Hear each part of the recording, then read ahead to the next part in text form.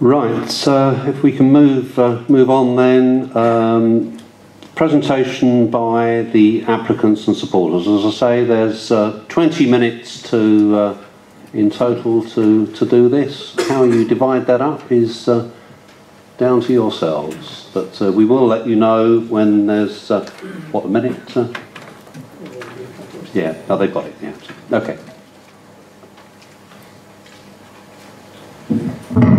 Sorry. Chair, thank you. My name is Luke Emerton. I am the agent and planning consultant for the applications that are before you tonight.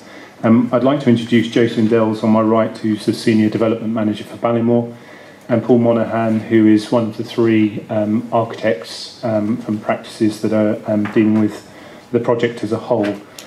We also have in the front row our professional team who are here in case you have points of clarity or questions, technical questions, which during the discussion you would like some further clarity on. We wanted to say how pleased we are to be sitting here with a very positive recommendation for approval on all of the applications. This follows about 3 years of consultation with your planning, design, conservation, housing, environmental and highways teams, as well as the CABE and the GLA.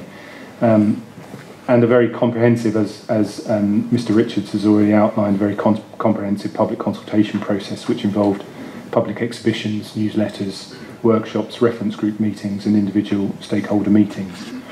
I would like to hand you over to Paul Monaghan, who will give you a brief summary of the proposals. Joe will then draw our presentation to a close. And then we would like to introduce Stephen Fry, who is Chief Executive of the Hounslow Chamber of Commerce, who will be speaking in support of the scheme. Thank you. Hello everyone, I'm Paul Monaghan from Alford Hall Monaghan Morris Architects, and we have been part of the team who've helped create this project, and I'm filling in slightly while Luke moves onto the computer. And if you could move on to the second slide, Luke, that would be fantastic. Okay, if you can move to the next one. Yeah, so these are just the four firms who are involved. Our practice is in central London, and we work on lots of regeneration schemes, including the regeneration of Television Centre by the BBC and large parts of King's Cross. We're lucky enough to be joined by architects McQueen and Lavington, Sterling Prize winning architects. And you can see there on the top right there, very well-known Accordia scheme. We have Glenn Howells, who do very well-known for the residential buildings, again a very award-winning practice. And you can see their project on the Thames on the bottom right. And then finally we have one of the most well-known landscape architects in the world called Grant Associates, who apart from designing an amazing new park in Singapore, we're also the landscape architects for Accordia and many other award-winning housing schemes. Next. Really, just to remind you of the High Street as it is today, and you can see some of the photographs. Probably, you know, the front of it slightly tired, the back much more tired, and then as you go around, there's some fantastic buildings which we're restoring, and this is one of them. And then you can also see some of the way the site is not accessible from the High Street. Next. And then this fantastic waterside, but you can't get to big parts of it, and of course what we're trying to do is open it up. So if we go on to the next slide, I'll just describe the key touchstones in our scheme, which have been there from the beginning. Number one is recreating the historical High Street, and I think that's a critical part from our point of view, and that's not only in terms of business, in terms of landscape, in terms of design. Next. The next one is really about restoring the historic yards that used to be there, so getting these connections back from the High Street to the waterside. And if you look at the next slide, those coloured elements are the original lanes back from 120 years ago, and if you like, we recreate those lanes through existing buildings and different buildings to get these fantastic connections that historically existed. And then the waterside itself, we're opening it up completely so that you'll be able to walk all the way along it, and it will have a variety of landscape treatment along there. Sometimes it will be quite ecological, sometimes it will be more of a quay, and obviously there'll be things like the boats there. Next. And finally, this is a scheme based on the heritage of the area. So we have done a huge audit of all the existing buildings we're keeping and hopefully refreshing. They will be restored back to their former beauty. And these are just so it's clear for you, well, they're all the buildings that we're keeping. And if you go to the next slide, what's interesting, this was the study that the Prince's Foundation did, I think about 4 years ago now. And we've pretty much kept the same idea as this scheme. Interestingly, we're keeping more buildings than they were suggesting keeping at the time.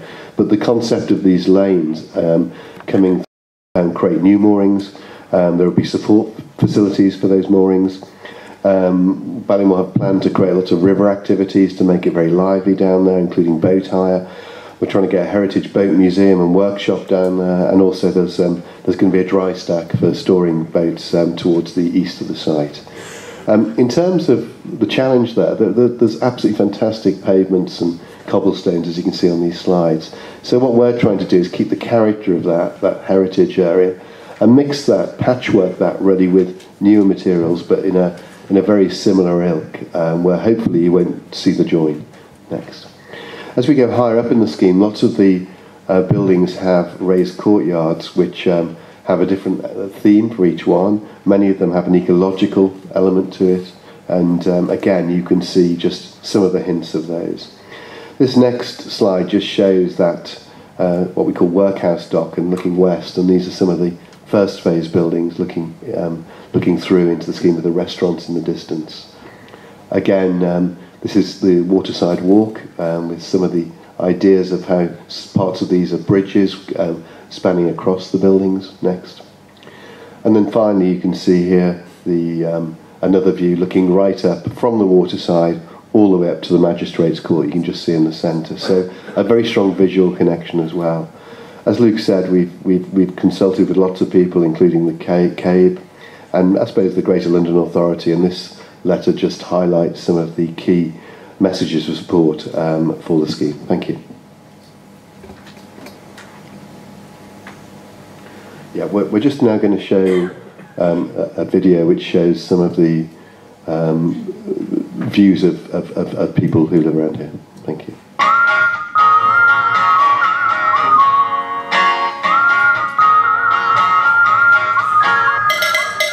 Hello, I'm Chris. Hello, Chris. I'm Jill. Hi, I'm Paul. And this is Boo Boo. Julia. I'm Bianca. My name is Ibn Brentford. Well, first things first, do you live in Brentford? I've lived here all my life. Have you lived all your life? Since 1988. Wow. 10 years ago? 3 weeks. If you were to pick sort of the best qualities of it. I've found it sort of really friendly and a good community spirit. Nice location. It's good for work. I mean, there's a lot of big businesses here. There seems to be something for everybody. The river, the canal, the history. What would be your sort of number one thing to change or improve or have more of? I'd quite like to see the south side of the high street redeveloped. More restaurants. And I do think it looks a bit old around here. Talking as a resident and as a business, we need to have a better high street. It was a bit of a lost town, really. There was no life here. We've got good transport links now, so that used to be a negative, but it's become a positive. From your point of view, if there were more shops, more businesses, would you see that as a positive thing? Oh yes, because people they come in Brentford now just for us, for the restaurant, the Italian restaurant. Because if you see around, there will be nothing else. Business-wise, I don't know, it needs a lot of improvement. I think it's good for the area. I mean, they'll bring in new trade, new businesses. They've been talking about redeveloping Brentford for, 30, 40 or more years. I'm keen for something to happen. And I don't know if you're aware, but there are proposals changes. Yeah, we've heard about them, but I haven't seen them, to be honest. So, well, yeah. Come to the right sofa. Because I have some pictures there. Well, obviously they're impressions of what may happen. Amazing. Wow. I think that'd be amazing. Wow, that looks amazing. This market square is fantastic. That's very nice. If it did look like that, I'm sure it would definitely become more of a place to come and enjoy. Oh, it looks much better. It looks even cleaner. Oh, that'd be nice. Yeah, that'd be good. That still got the character. Yes. Yeah, it looks really pretty. Wow. That looks nice. I'll definitely come if it looks like that. Yeah. Come in more regularly. Oh yeah, that looks nice. So pretty. No, that looks good. Yeah. That's gorgeous, isn't it? In a very broad sense, do you think that's a step in the right direction? I do, yeah. You do? Yeah, I think that looks good. Having waited this long for potential changes, if these were the changes... They would be good. No, they would be very positive. But a change would be a good thing. Lovely, yeah. This would be good. This would be another, a place where people can come and congregate. Part of me thinks, no, do it. I don't like it, but part of me thinks, get on with it, because we're all waiting. I would be very happy that I made the move to Brentford. I can chat about Brentford forever. Oh, is it? Yeah, just ignore them.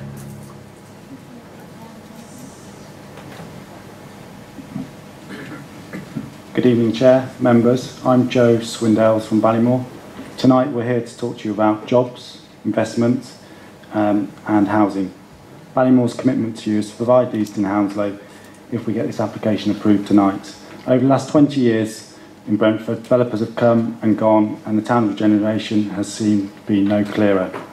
Here's a scheme promoted by a serious developer with a proven track record of delivering high quality developments in London and beyond. We know we can't please everybody, but we have nearly 700 letters of support. You've seen the comments on the video from local residents this evening. We're here to promote a scheme that highlights the waterfront heritage of Brentford, provides new lanes linking the high street through to the water, providing a relaxed, enjoyable, open space accessible to all. The scheme is going to deliver circa 900 new homes. This includes affordable housing. This will be built, run and operated by the council. We will be giving you the land to deliver this, and this affordable housing demonstrates that the new development is open, accessible and catering for all, not just the needs of the select few. Some of the applications in detail, some of the applications in outline. We are here to commit that we want to continue with a dialogue with yourselves, the council and with the local community as we bring forward those reserved matters for the outline element of the scheme. We want the retail scheme's component to be compatible with those shops on the north side of the high street. We are fully committed to developing a retail strategy, working with the local authority as well as key stakeholders in Brentford High Street to make sure we are selling the high street and demonstrating the strengths of Brentford as a location to retailers who are looking to come into the town. To that end, we've been working closely with the council to secure significant GLA funding for high street improvement works over the next few years. Ballymore have committed to match fund the GLA funding to ensure that during the construction phase we mitigate the impact of the works, as well as looking to work with the local community, key retail stakeholders in Brentford to make sure we deliver a high street that's fit for purpose and fit for the 21st century. Brentford faces a choice here: embrace new opportunities in development, which can do significant 106 contributions to help provide new infrastructure, or allow the continued decline of the town centre. We cannot afford to sit back and let this happen. We cannot afford to sit back and let footfall decline on the high street and these wonderful historic buildings deteriorate further. We agree with local stakeholders who have said that Brentford is brilliant. And it is. Brentford is an electric place, a community full of residents who really care about the place. It's got an excellent football team with a new ground coming, hopefully Premiership football shortly. It's got a great mixture of traditional homes and new developments. The new Magistrates Court and the Market Square are fantastic examples of what can be done in Brentford. We are committed to making Brentford even better and building on these building blocks. Your officers are recommending approval tonight, and this is a chance to make Brentford brilliant by approving this application and breathing new life into the area. With homes including affordable new jobs and waterfront uses, we're going to ensure that we continue to listen and work with local groups to move this scheme forward. Thank you for your time. Thank you for listening. We will be here to answer questions in due course. I'd like to now hand over to Stephen Fry, who's Chief Executive of Hounslow Council, Chamber of Commerce, who will speak about the scheme. Thank you. Chair, councillors, thank you for the opportunity to speak to you this evening. Hounslow Chamber of Commerce is the business voice of 18,000 businesses across the borough. We are in contact 4 to 5 times a week with 10,000 businesses through our detailed database. 760 of those are in TWA postcodes. We have 1,500 businesses in receipt of our quarterly magazine, and we have 10,000 doors hit with our partner organisation, which drops a booklet, a free booklet, into those homes promoting business, community and community development. We have a professional membership of some 500 firms, 50 of those being registered in the TW8 postcode, and 2 of our directors are businesses running Brentford.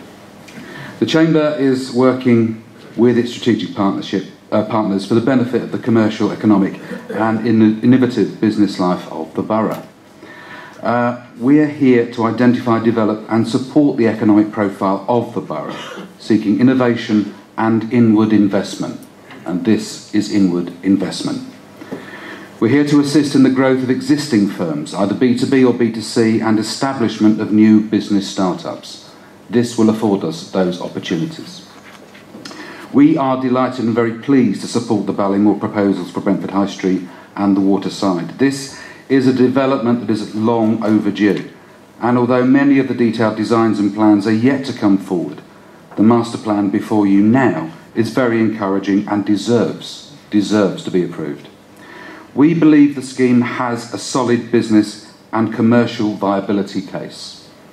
The proposals will give Brentford Town Centre the boost it needs. It will regenerate, and it will help to rebuild its reputation as an attractive place to live, work and visit.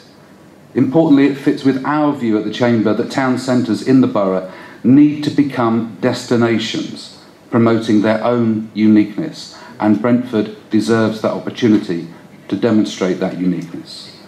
Destination Brentford revitalise the waterside areas with new restaurants, bars and cafes. Revitalise the high street with residential, retail, employment and community uses. Retain and celebrate the areas of heritage. Enhance the historic yards and waterfront, attracting visitors and shoppers who will otherwise go elsewhere with their money. It's what Brentford deserves. The new jobs that will be generated by the development are to be applauded. Over 450 jobs will be created directly per year during the construction period, in addition to the indirect employment that will be generated. The new food store alone will generate 130 jobs. The total number of jobs generated by the completed development would be around 800. Once completed, this project will deliver significant new amounts of retail, commercial and business floor space. This will attract new shops and new businesses to the high street. They themselves will bring new employment. Others will no doubt and have no doubt spoken about the substantial contribution the proposals will make to housing, and especially to affordable housing. The Chamber believes that by providing a mix of residential, retail, leisure and community uses, the development would significantly enhance the offer, the vitality and viability of Brentford Town Centre, as well as providing a spur to wider, greater economic regeneration. This will put Brentford firmly on the map as a destination of choice. Ballymore are bringing an inward investment package that will exceed £500 million. That's £500 million. We would be foolish to say no. Right, thank you. If I can now open it up for questions from members. Right, Nissar, then Mel. Thank you, Chair. And thank you for all the people actually giving the presentation. I'm sure we all appreciate. I've got 3 questions. First one, if I may, Chair, is I've seen the presentation on the video. It gives one-sided view, which is only a positive. Are we saying there's no negatives? Are there not any people who have got any objection? There was nothing covered in the video. What's the other opinion? That is one thing I noticed. And 2, for me to actually, having seen what happened in the Hounslow Central, we had a 2-phase. There was a second phase still not completed. How are we going to ensure the first phase and the second phase follows and it gets completed? That's the second question. And the third one, I think the size of the scheme we are here talking about, I do not see any feature on the energy saving, things like solar panels and other things which actually needs to be taken into account. And I'm sure that's a lot of boroughs up and down the country would like to see that sort of a feature involved in anything big size like this. And that's the 3-question chair is from me.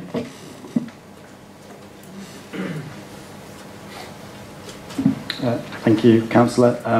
I can probably pick up those 3 questions. Just touching on the video, unfortunately you're going to have to take my word for it, but actually that video was unedited in terms of the feedback we received. I think what I took away from the video was how positive people are about Brentford, how much they enjoy living in Brentford, but that they actually acknowledge the need for change and the need for regeneration. And also, you know, we were consciously wanted to capture a cross-section of the Brentford population, including young people who have a bright future, who want shops and new retail. They don't want to have to travel to Chiswick, Kew, into Westfield in West London to do their shopping. They want to be able to stay local. Genuinely, the feedback you saw in the video was the feedback we got on the day. In terms of the question on the delivery of Phase 2, there's 2 elements to answer that, I suppose. Obviously, Phase 2 in some ways is dependent on the success of Phase 1. I see the success of Phase 1 being all about the offer that we present to buyers. If buyers want to move in to Brentford to take the apartments, and if retailers and caterers want to come in and take the shops, the scheme will be a success. We'll roll on to Phase 2. We cannot, and it comes back to the retail strategy, we cannot sell Brentford on our own. Our scheme is a big scheme, but it's not the whole of Brentford. We need to work together with the local community, with local stakeholders and with the local authority to really sell and market Brentford, and that's what it's about. There's a lot of competition. It's all about selling yourself to potential buyers and occupiers and businesses, and we need to work together to do that and put Brentford back on the map. In terms of the 3rd question, the energy saving, and apologies, it hasn't come out in the presentation. There is a low carbon energy centre proposed in the development, and that services the retail and catering units. So rather than essentially each individual tenant puts their own air conditioning and boilers in, which is very inefficient, we have a centralised system that they all connect up to. There is opportunity with these centralised systems that they can be connected to wider developments and existing premises. It's all about demand, and if the demand is there and people want to connect, there's the possibility to connect them up. It's very efficient. It's very efficient both from an energy consumption point of view, but also from a cost point of view. So that centre will be delivered as part of the scheme. We are here and open and willing to discuss other people connecting up to it. Yeah, but before I come on to Mel, just a follow-up question to that. With regard to the retail strategy, now, part of what we're being asked to approve this evening actually does include the first element of the retail. So I'm a little surprised we haven't had a retail strategy done before now. But can we be absolutely assured that a retail strategy properly done is going to be funded and happen? Simple answer, yes, but going into more detail. We haven't not done any work on the retail. However, retailers are very difficult businesses to tie down. Generally, they don't like to have conversations with developers until a scheme has planning, because as far as they're concerned, the scheme doesn't yet exist, it's not on their radar. So there's only a certain amount of work that can be done pre-planning. We have Savills, our agents who are here tonight, who, whenever they have a retail conversation as part of their presentations on schemes around London, always mention Brentford. The good news is there's lots of interest, lots of people want to come and talk to us, but the general feedback is, come back when you've got planning, we'll have some meaningful conversations. In terms of the actual retail strategy document, again, it comes back to us selling Brentford. We can't do that on our own. We need to sit down and work with the High Street management team, with the local authority, with the key stakeholders in the high street, including the existing retailers, and work out what would work well for Brentford. It's not in our interest to put retailers into the ground floor of that scheme only for us to start work on phase 2 for that retailer to no longer be there because they weren't the right fit or the right offer for the town. So we need to work together collectively to come up with a strategy, to understand how we want to zone the retail, what we want to cluster, where we want the local businesses to be located, how we think we can incubate new businesses.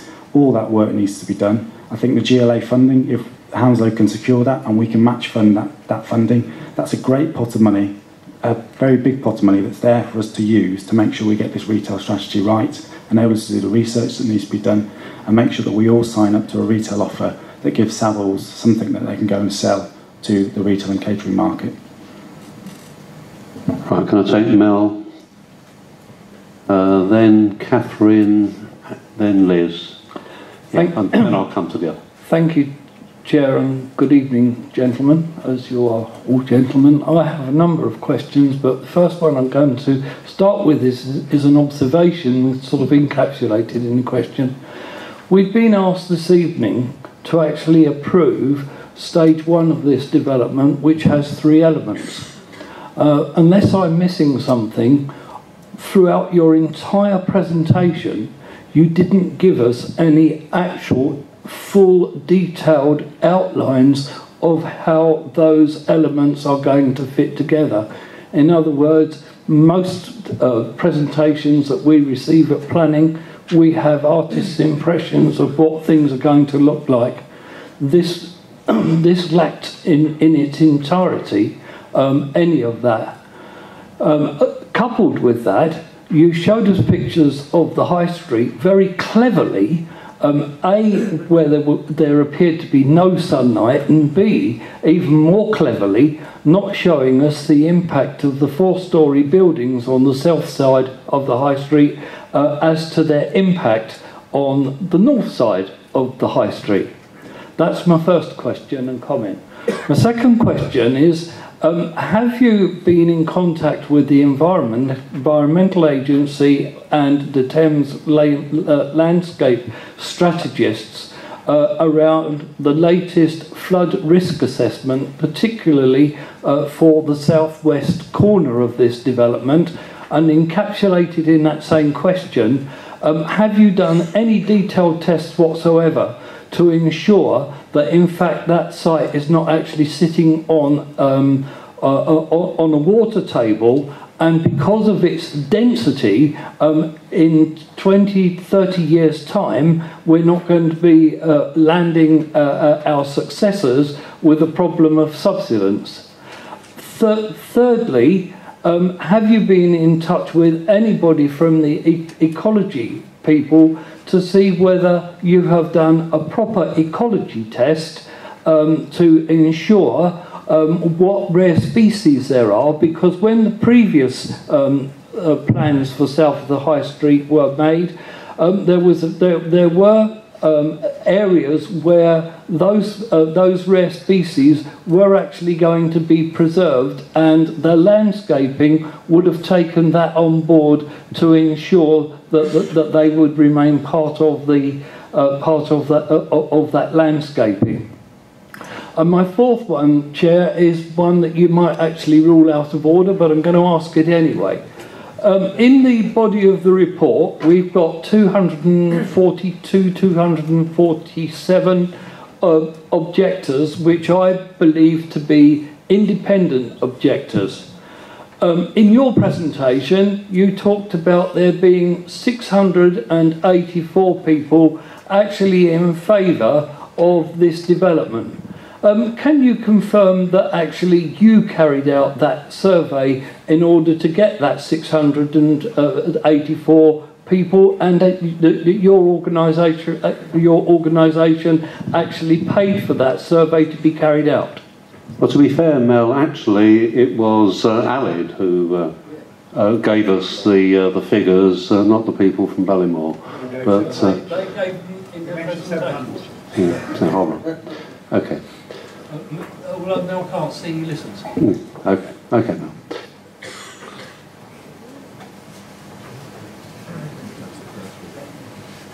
sorry, there was in terms of I can just answer the first question because it was the presentation I was giving. Obviously, the drawings have been in for planning and been in the open access to people for over a year now, and we have done many public consultations. I've seen lots of people here over the last 3 years, 3.5 years. I've been working on the scheme, so in a way, I was assuming tonight, given it's been in for planning so long, people had full access to that, and we were trying to keep our presentation brief and not be repetitive. I'm sorry if there was not, but we can, of course, get out more drawings if you'd like to see them. We do have access to them. Yeah, sure. Yes, okay, Mark. Chair, with the greatest of respect, this is a planning meeting and you're actually selling to us a development, and all elements, or particularly as we have to make a decision here this evening, all elements of that development should have been made available to us in pictorial form within your presentation. Whether we've had a year to look at them or not, this is the meeting that is going to make the decision, and so therefore we're having to make a decision on what was, I admit, was a very good presentation on what might be. What we wanted to see is what's going to be actual. Councillor, within the presentation there was elements of the scheme proposed in terms of the CGIs were shown throughout the presentation. We also highlighted in the images of the High Street the building line of the new scheme proposed was also shown in there. We're obviously slightly limited on time in our presentation, so apologies. We tried to keep it short and to the point without getting into too much detail at this stage, given the time constraints. Through the chair, your comments are noted. Thank you. Just picking up on questions 2 on flood risk and 3 on ecology. If it's okay, could I just introduce one of our team, Stefan Boss from Brett Associates, who was responsible for those 2 elements of the planning application. Thank you, Joe. With regards to flood risk, yes, a comprehensive flood risk assessment has been undertaken, including modelling. The findings of that have been agreed with the Environment Agency and with the officers of the Council.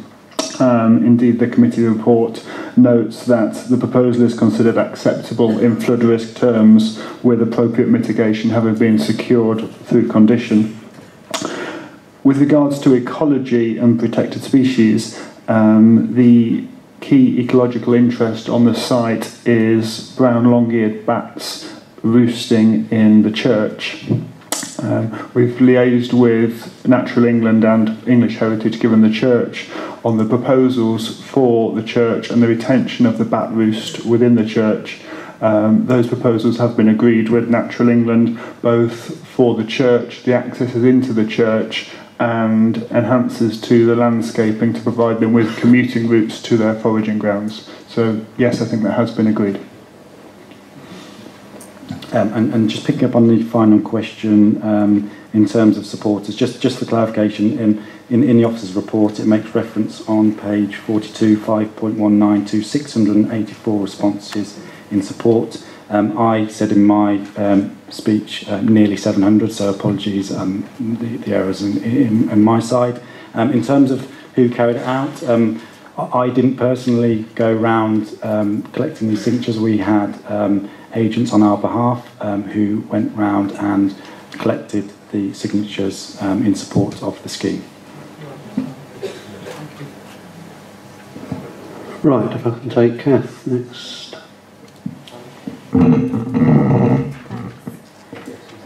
Yeah, I have a few questions, 3 to be precise.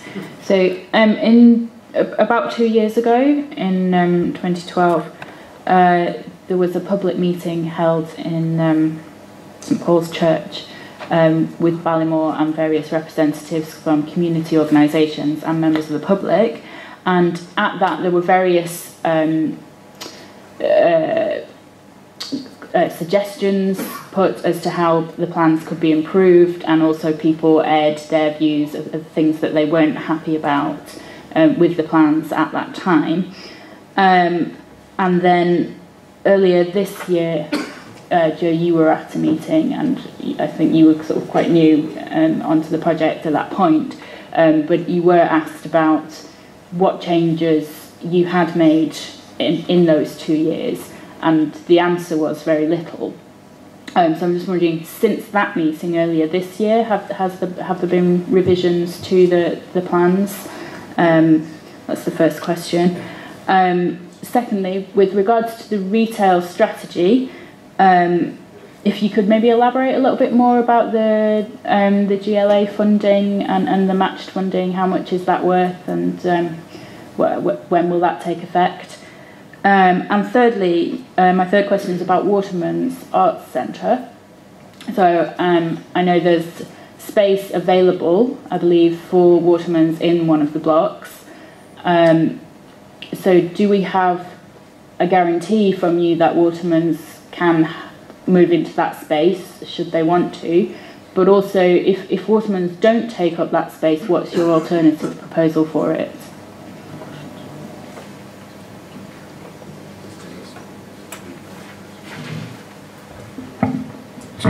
Councillor, I know that the question was aimed at Joe, but I hope you don't mind me answering the first one. There is a slide, I'm sorry for the amount of text on there, but that perhaps shows the extent of changes that we have made, and these are changes that were made following the public meeting in the church in November 2012, and following the... since we can't actually read them from this distance, it might be an idea if you ran through a few of them. I was going to, sorry, I'm waffling on. So there have been a number of changes in following the design review with CABE as well. Plot C, which is the one that has interested probably quite a few people in the room this evening, has significantly changed. And this is to introduce greater variation on the high street side, which I think was the area of greatest interest. We did have an almost singular building, and now it's been broken up into three buildings to reflect the rhythm of the traditional high street. Heights have changed, and the form of the building has changed. It's been set back from the high street, so the perception of height on the high street has been reduced in our opinion. And we've been introducing new materials and different materials, so we have a high street front, and then we have a dockside back to the building, reflecting the two different characters. Plot B, which is again one of the plots that's in phase 1, that involves a number of listed buildings, the Motorwise building, and the conversion of that to residential. We've worked very hard with your planning team and conservation team to work to reduce the amount of fabric, historic fabric, that's been removed from that building. And then if we move on quickly to the outline plots, we've lost a whole building on plot A, which is the area to the south of the church. We did have two buildings, we now only have a singular building, and we've made number of other changes to the form of buildings in the outline plots. And those are plots anyway which are subject to change in agreement as we move on when we submit reserve matters. And finally, importantly, I think there's been changes to the landscaping in the public realm, which again are to improve the scheme. I'm sorry for a long-winded answer, but I think it was probably necessary. Thanks. Question number 2, just picking up on the retail strategy, specifically the GLA funding. The application is going to be submitted by Hounslow, and I think the deadline is Friday. The money should be released as early as spring next year. It's to be spent between 2015 and 2016.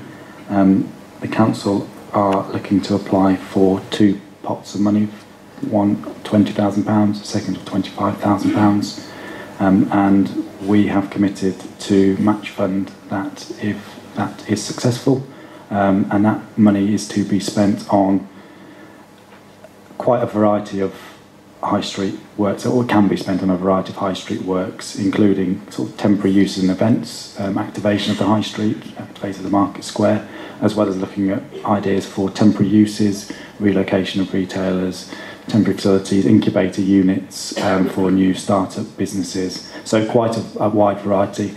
That's a pot that we would see that we use with the council and the local stakeholders as part of the retail strategy to work up what we spend that on. Yeah, but what if the council is not successful in getting that funding? Is it? I mean, I come back to my original point. Is funding going to be made available for a retail strategy? We would retain our offer to fund the work that's needed for the retail strategy. I think the feedback from the GLA is it's more than likely to be successful. They're very keen to see money spent in Brentford. However, if it's not successful, we will continue with our offer of funding towards the high street to explore temporary uses, activation, etc. If I could just sort of add on to that.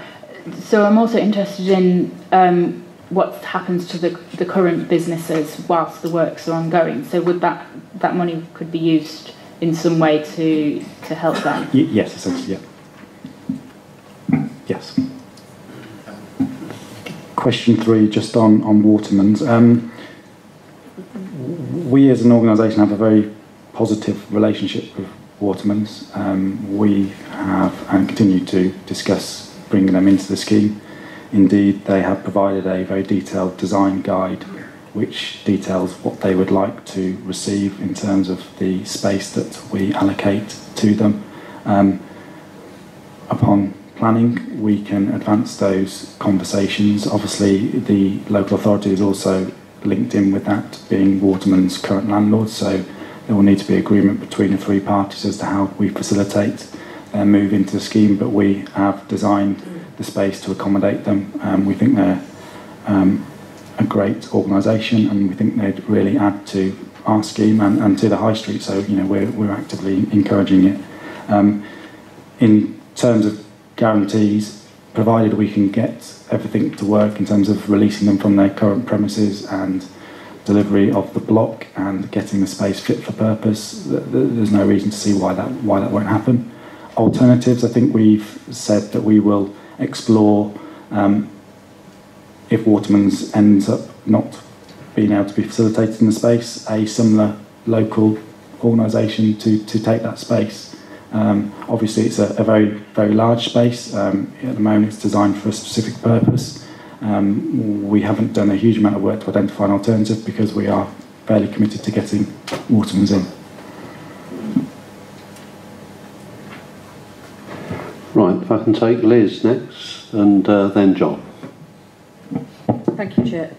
Just 2 comments. One is, I think it's already been asked, but the cost and the affordability of office space for small and medium businesses. That's something we've had a lot of contacts from people, and that was the gist of a number of emails that I got. People who think they will literally be outpriced of Brentford Centre and the Brentford area if these are people employing 2, 3, 4, 5 people, sole traders, etc.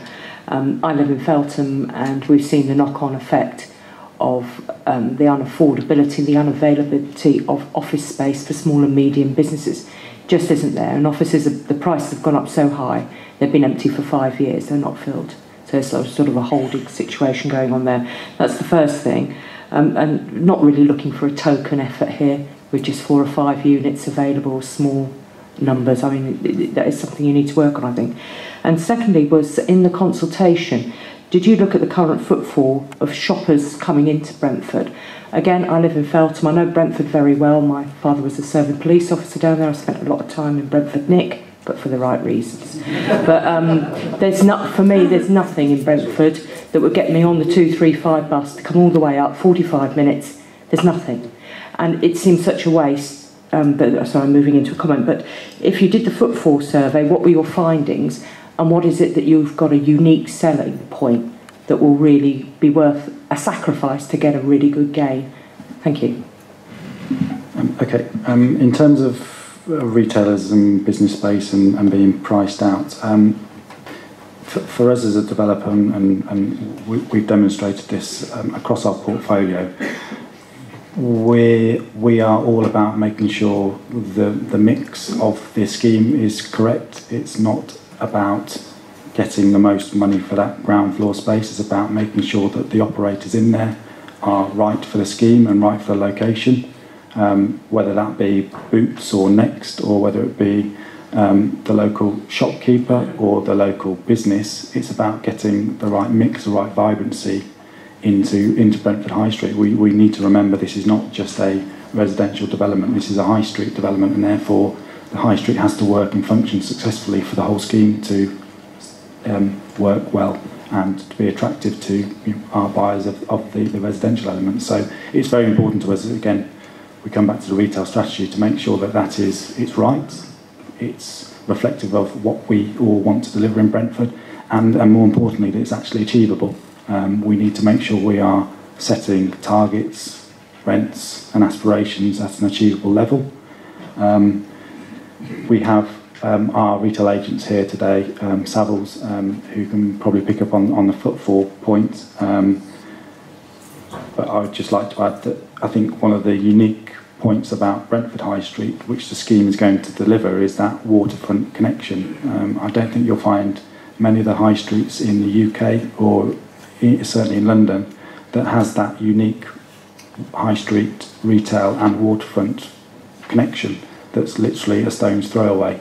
And that is something that we hope people will want to come to Brentford to experience, to be able to shop and to be able to sit by the water. You can't do that in a shopping centre, you can't do that in Chiswick. You know, this is quite unique to the scheme. I don't think my question was answered. I wanted to know about the cost of office space for small and medium businesses.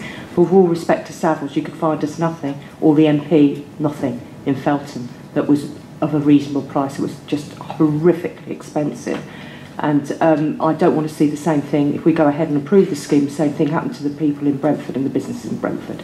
So again, I ask, what will you be doing? I don't want to hear the advertising. What concrete decisions has your organisation or company made to ensure that there is affordable office space for small and medium businesses in Brentford, existing and ones that may start up locally? As part of the work that we do to assess the viability of the scheme, we look at rents in the local area, and we either match those rents or try to target a slightly reduced rent. Because it's a new scheme, people are taking a risk moving somewhere new into a new development. So generally it's pitched at market level, if not slightly below. We obviously, because it's a new scheme, because we need to encourage people to come here and essentially take a risk with their business, we obviously offer fairly substantial packages, whether that be rent-free periods or contributions towards fit-out, to actually assist those businesses in making the decision to move into the scheme, therefore reducing the upfront cost of making that move and taking space within our development. I'm sorry, I'm talking about little new businesses in the area. I don't think you're being evasive, but you don't have an answer. Sorry, whether it be a big national office operator or a small one, or a big shop or a small, it works the same. The packages are available to all. The reduced or market rent is available to all. We will obviously work to look at, from the retail and office point of view, to encourage local businesses into the scheme, and we will try to do whatever we can financially to help assist that. Good evening, Gary Darrell from Savills. I've been working with Barrow now for approaching 3 years. We've liaised extensively with all of the architects working on the scheme, and we're now more than comfortable that we have a design that is certainly fit for purpose. I think was mentioned earlier as a phrase. The design of the units, the size of the units, the configuration of the units, they all are now in a state that we think are in the best design for us to lease those units to the best of our capabilities. Certainly, I mean, we speak to retailers day in, day out, that's our job.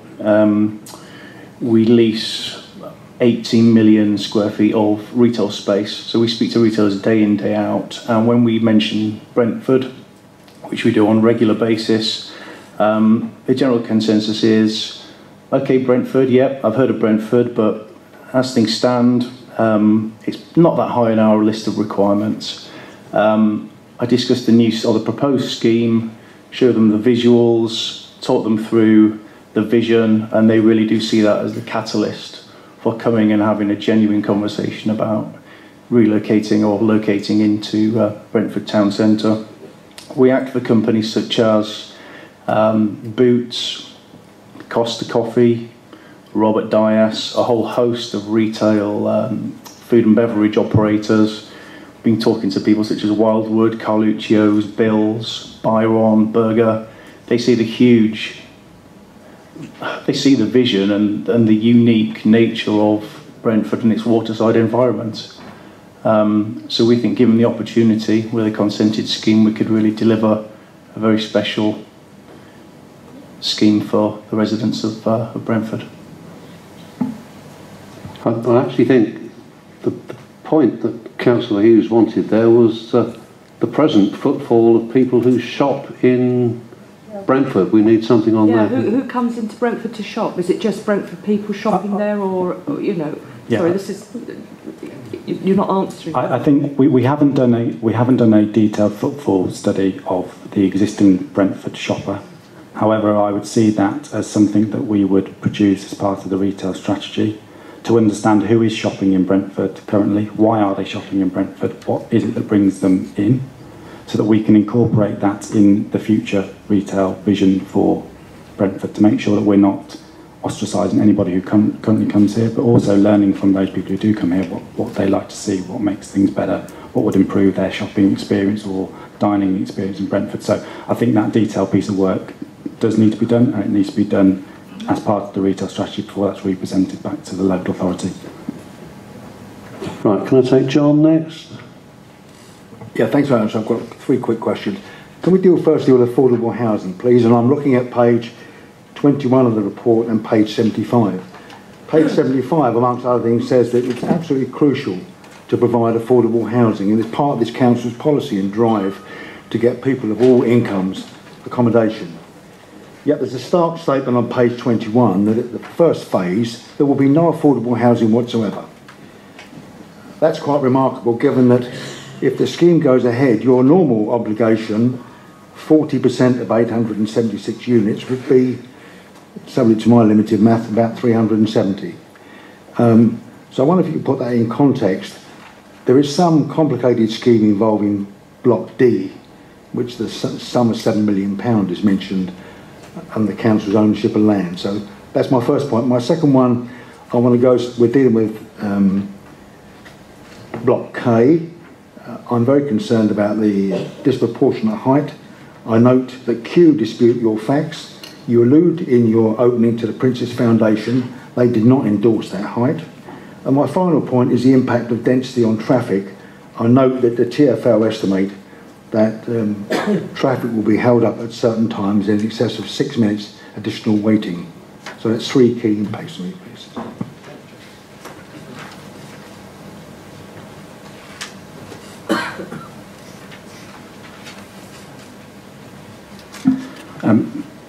Councillor, if it's okay with you, we'll have a bit of a team effort on these questions, and we'll move around the group. In terms of affordable housing, we have been working quite a long time with the officers to provide an affordable housing offer that guarantees delivery for the local authority. Traditionally, obviously what would happen is that we would be providing a percentage across the scheme. Obviously this scheme has a number of phases and a number of blocks, and therefore what would essentially happen in a scheme of this nature is you'd get a small number of units in each block, and that would take quite a long time to ultimately deliver. What we've structured is a position where we give the local authority Block D, so the land, to build and deliver and own and manage their own affordable housing. Therefore, we hope by giving it to yourselves, that guarantees the delivery. That delivery and that timescale of delivery is down to the council upon transfer of that land. So the speed that it's delivered of all those units is down to how quickly detailed planning can be granted and how quickly it can be built by the local authority. In terms of the financial contribution, obviously on top of the land that we will give over for the affordable housing, we have acknowledged that the council cannot invest in a affordable housing offer that loses money. It cannot be a loss-leading exercise, and therefore we have committed to picking up the shortfall should the scheme not be viable and make a loss. So, if it costs more than a pound more, we'll pick it up. If it's £1 million more, we'll pick that up. If it's £5 million more, we'll pick that up, because obviously the council can't move forward with a non-viable affordable housing scheme. Sorry, but you're implying that the council is subsidising Ballymore, is that correct? No, the opposite way, when we're subsidising that scheme essentially. So we transfer the land and a sum of money. Well, can we put it in ballpark figures, if I could, Chair? Yeah. 40% is 370 properties. You're making it very small flats. What are you saving by only offering 80?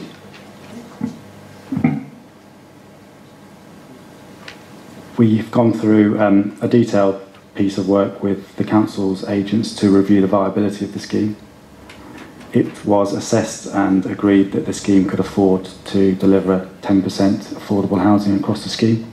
And essentially what we've done with Block D is actually make sure that affordable housing can be essentially guaranteed by the council, because the council will deliver it themselves. But, sorry, to pick up, in one part of the report dealing with the tower, Block K, this is a tremendously high building, the officers imply that it's solely going up to additional height to meet the viability scheme. Is that correct or not? Schemes of this nature, viability is always a challenge. We have to build a certain quantum to achieve the viability hurdle to justify the investment. So the height, the quantum of units that are being delivered are there to back up the viability scheme to make sure it's deliverable, it can be built, it can be delivered.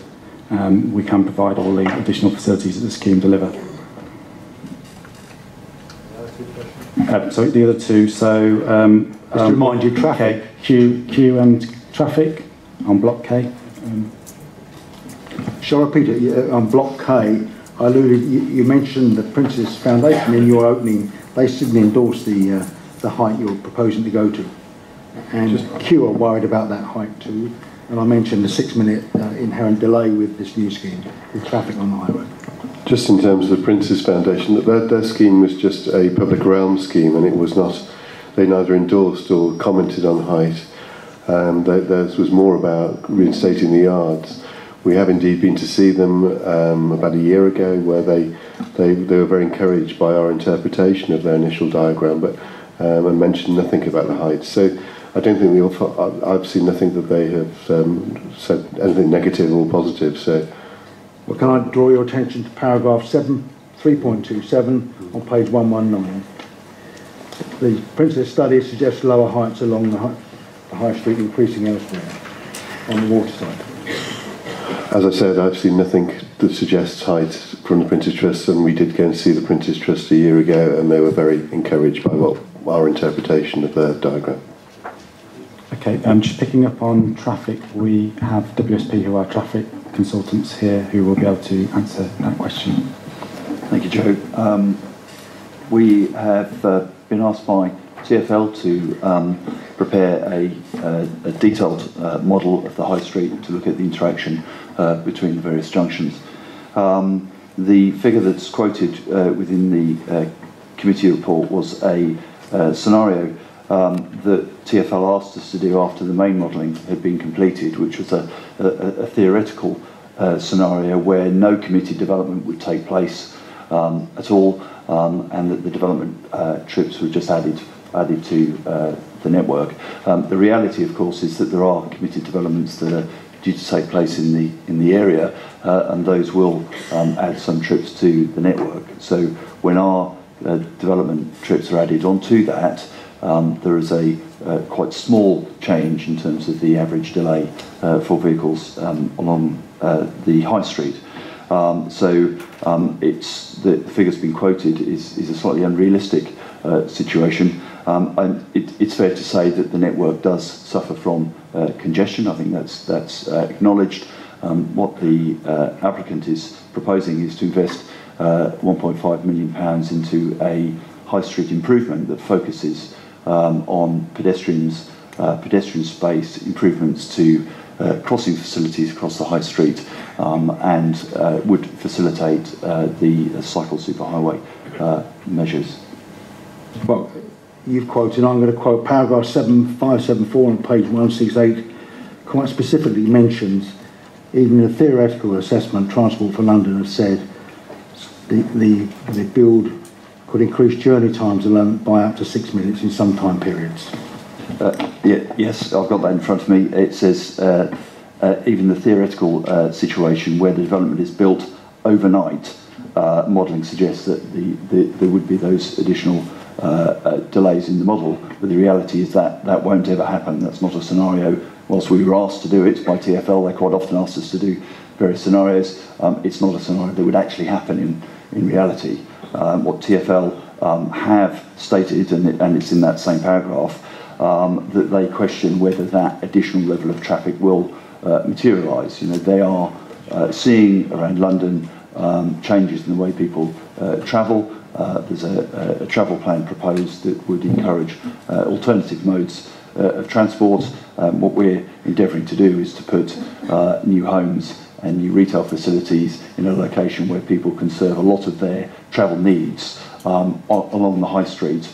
They're within walking distance of train and bus facilities. So it's exactly the sort of place that we do want to put new homes and at the right density to maximise that benefit in terms of travel. Right, can I take Shantanu and then Preetam? Thank you very much, Chair. Just a couple of questions from me.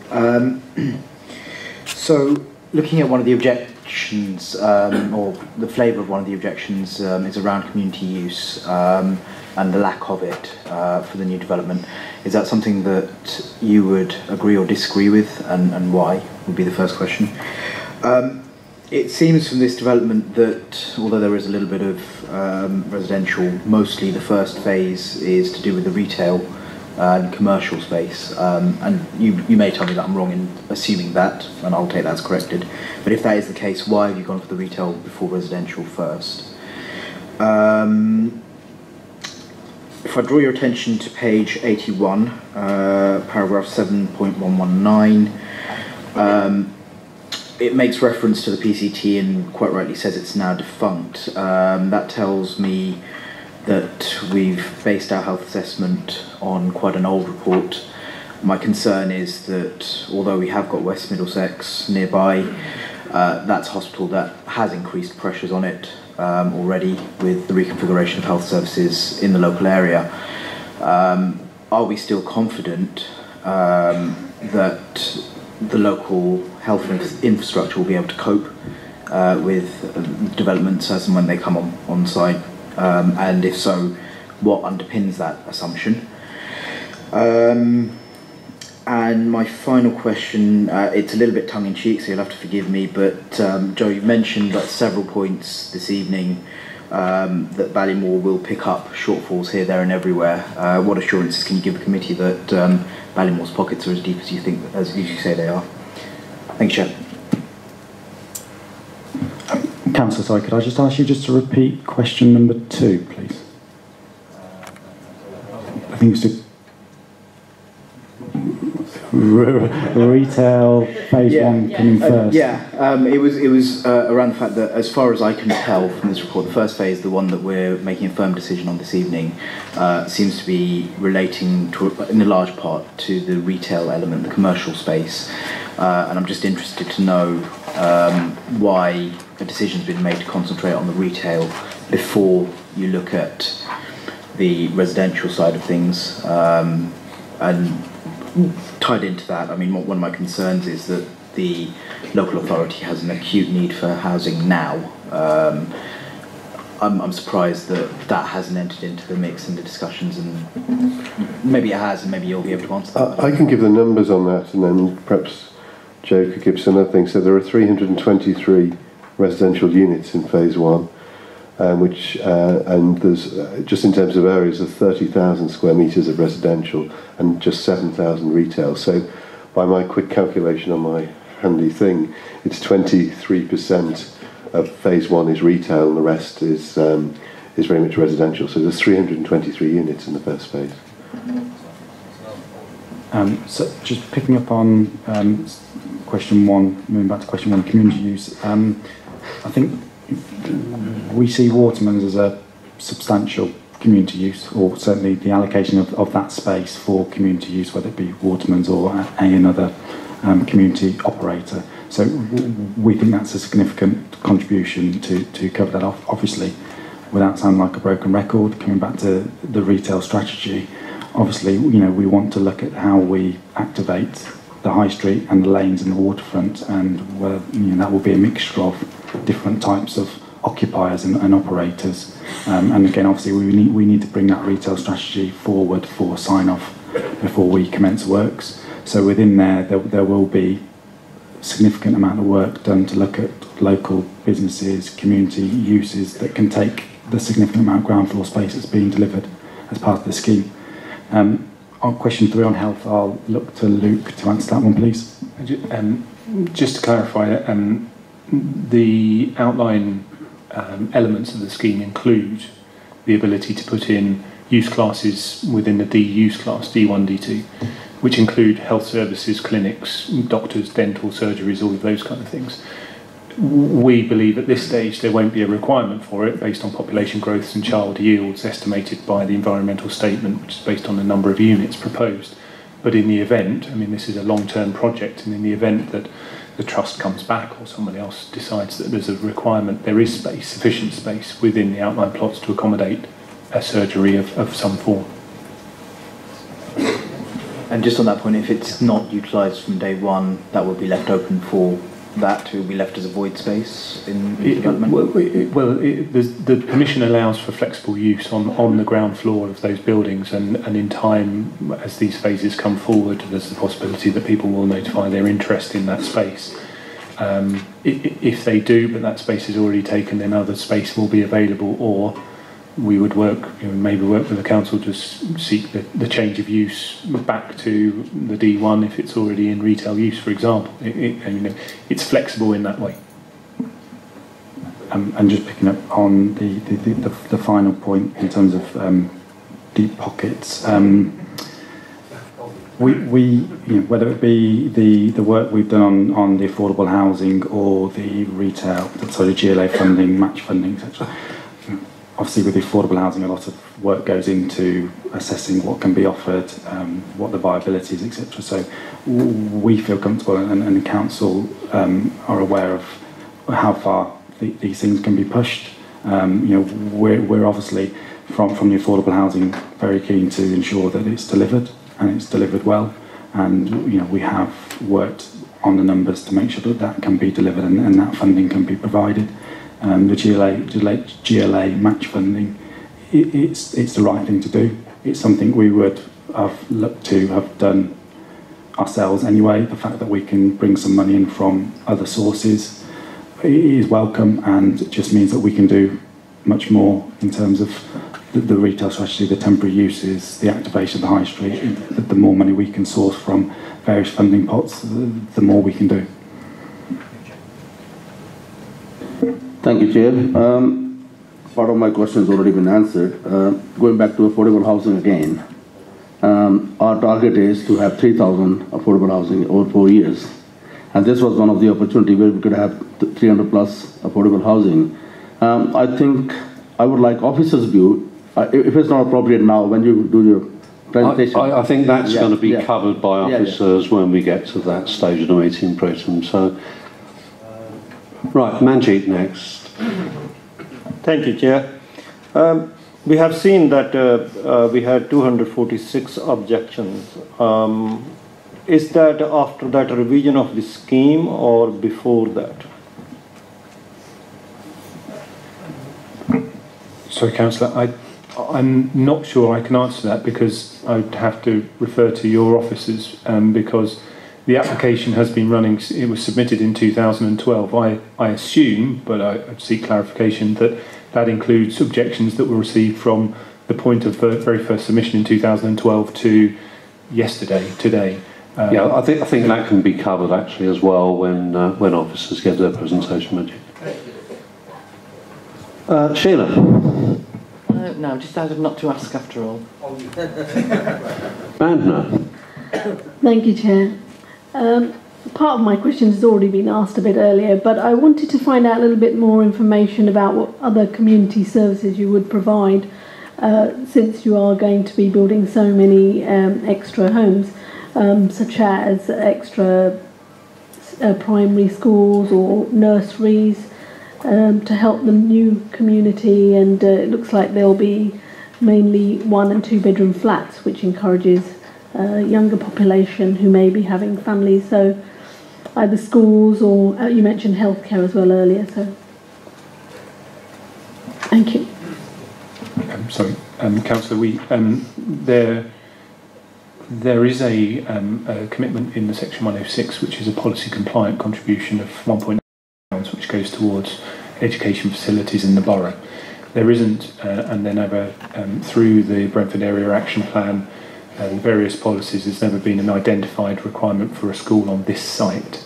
And we've worked, therefore, with your council, your officers, to make the provision for the monies to work towards facilities elsewhere in the borough. You're right about the 1 and 2 bed units, and actually that actually means that the anticipated child yield, the number of children anticipated in the development, is relatively low for a scale of development of this size. I take your point that young families might take a 1 bed or 2 bed and there may be children, but the way it's calculated is the larger the units, the more children you expect. And so the kind of pressure that's generated by this development actually isn't that significant. But I was thinking more in terms of nurseries and preschools, because I could think in that number of units you will get. Yeah, if I suppose revert back to my previous answer to the councillor, creches, nurseries, things like that can fall under a D1, D2 use, and so again, there's no reason why some of the spaces in the outline plots they're of a sufficient size, and they have access to outdoor space that they could be provided if there was this demand for creche facilities, for nursery facilities on site. And Council, just picking up on that, the proposed is circa 7,900 square metres of D1 use, so there's a significant amount of space allocated to D1 use classifications, so plenty of scope to incorporate those uses within the scheme. And I'd add there's 1,600 square metres of children's play space in phase 1, which just roughly, looking at the room, it's about 3 to 4 times the size of this room, so there's a generous allocation of play space in phase 1. Right, anybody who's not asked a question yet, speak now or forever hold their peace. Okay, come back to John. Yeah, I'll be very brief, Chair. There's mention in the papers of compulsory purchase by the local authority. Are you prepared to say how much land you still haven't got to fulfil this scheme? And secondly, in particular, I'm looking at page 33, Montgomery Wharf. There's a company I've been to see called MSO Marine. And they're extremely viable. They employ 15 people. It's a quite unique business. And they require heavy crane carrying facility from Montgomery Wharf. Now, you've touched on craning in there, but I'm being specific for a client rather than general terms here, but I think it's a crucial business. Is there a possibility of them being allowed to have heavy cranes in that particular aspect as part of your scheme there? You're absolutely right about MSO being an important business, and we've worked very hard with them because there is this issue of reverse sensitivity, and I personally have experienced it in other boroughs in London, and businesses have suffered as a result of putting new residential nearby. We have specifically, therefore, designed the plots that are around them to have a kind of neutral facade. There's no residential close by that faces them, that would therefore generate residents that could then generate complaints about their activities and the noise that they work within. There is, in front of Plot G, which is the furthest site to the east, there is an area which is reserved out, which is the area where we would be taking boats out for the dry stack. Now that is an area that there's no reason why, and I think we'd looked at it, why there couldn't be facilities in that position to serve MSO as well. It's not something that's maybe specific in the plan, but there's sufficient space between the riverside and the building. I think it's a key point because there's a bridge in Dock Road which only has a 20-tonne limit, and they are expanding staff-wise, and that heavy crane is utterly crucial. And can you come back to me on that compulsory purchase point I made? Yes, just touching on the land and CPO.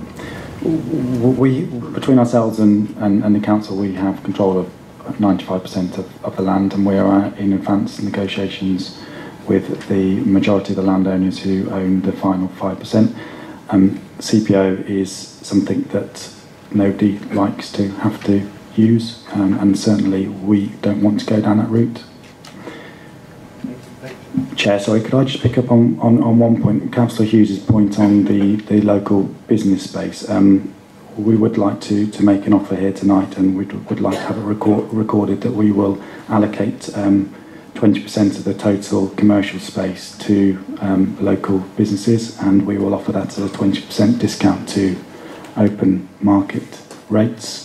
And we would look to record that in the retail strategy document that comes back to the council for sign-off. So that is the way that we can guarantee that we are going to deliver on that. So 20% of the commercial space we deliver as a scheme. All of it? 20% of all of it? We will offer, yes, at a 20% discount to local businesses.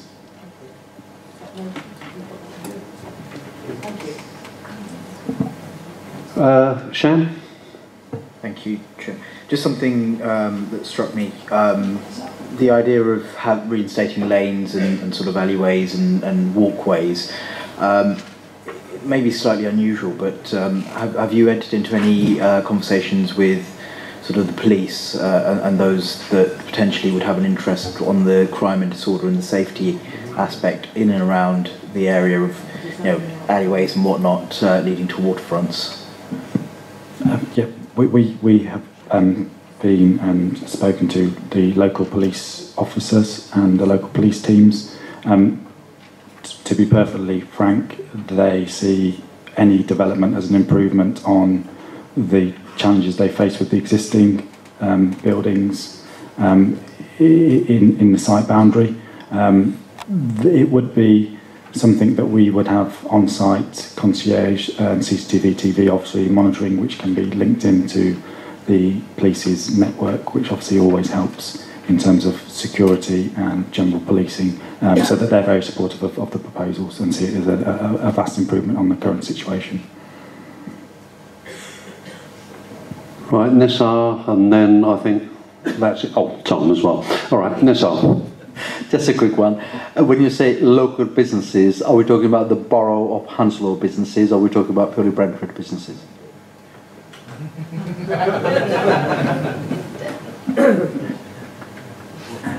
Oh dear. What would you prefer, Councillor? I think you've got to extend it to the London Borough of Hounslow. We have to work with the local authority and local stakeholders to work at the strategy, so we will deliver something within that strategy that covers it. Tom? My question really is, I'd like to hear your comments on what I'm about to say. You've started about an hour and a half ago, so apologies if this has already been spoken about, but a lot of the emails and contact I've had from residents has been about the appearance. A lot of the subjects of emails have been say no to ugly Brentford buildings, etc., etc. So I wondered if you wanted to make a comment on the design and the appearance and how that links in with the rest of Brentford and the historic nature, the mixed nature of some of the different buildings. Anything you want to say on that? I think the slides where we demonstrated the historic buildings that are going to be retained is very important. We are stitching in a lot of existing buildings into the new scheme, to essentially soften the impact of the new. I think from a design point of view, it's always probably one of the most challenging elements of any scheme, of any plan application. Everybody has their own opinion on design and architecture. I have my own opinion, you will have yours. I like Art Deco. I don't think Art Deco design is probably suitable for Brentford. The scheme has its own ideas and thoughts, and we've made sure that we've, and in fact, the GLA in Cave have congratulated on bringing in 3 different architects to get a feel for what they think is a representation of historic Brentford, but also looking towards the future. And I think we have delivered something that finds that balance. And it's a very difficult balance to find, but I think we have done that, and we do have a very strong architectural design as part of this scheme. I can quote from the GLA's letter of support from the 14th of November 2012 that there are many positive features, particularly with regard to layout and massing. The detailed design of Phase 1 represents a high standard of architecture. The master plan scheme has been commented on extensively at pre-application. It's simple and built form with an active level and a permeable and legible urban structure. The approach to height and scale across the site will contribute to an interesting streetscape and is supported. The retention and refurbishment listed as buildings, again, is supported. And finally, with regards to Plot K, the illustration of the 10-storey tower demonstrates that it relates well to the scale of the predominantly 5- and 6-storey development and incorporates a high standard of architectural materials. Effectively, the idea of a mix of heights of buildings, which again has come from the sort of collection of buildings there at the moment, was again well supported. So that's just some direct quotes, which again should be in your document. Thank you. Right, I've had an indication from 1 or 2 members that they would like an extremely short comfort break. Might I suggest once a members they use the upstairs loos, and please, members of the public, don't delay us. We want to actually get back so we can continue with the meeting. I mean, I do apologise that, we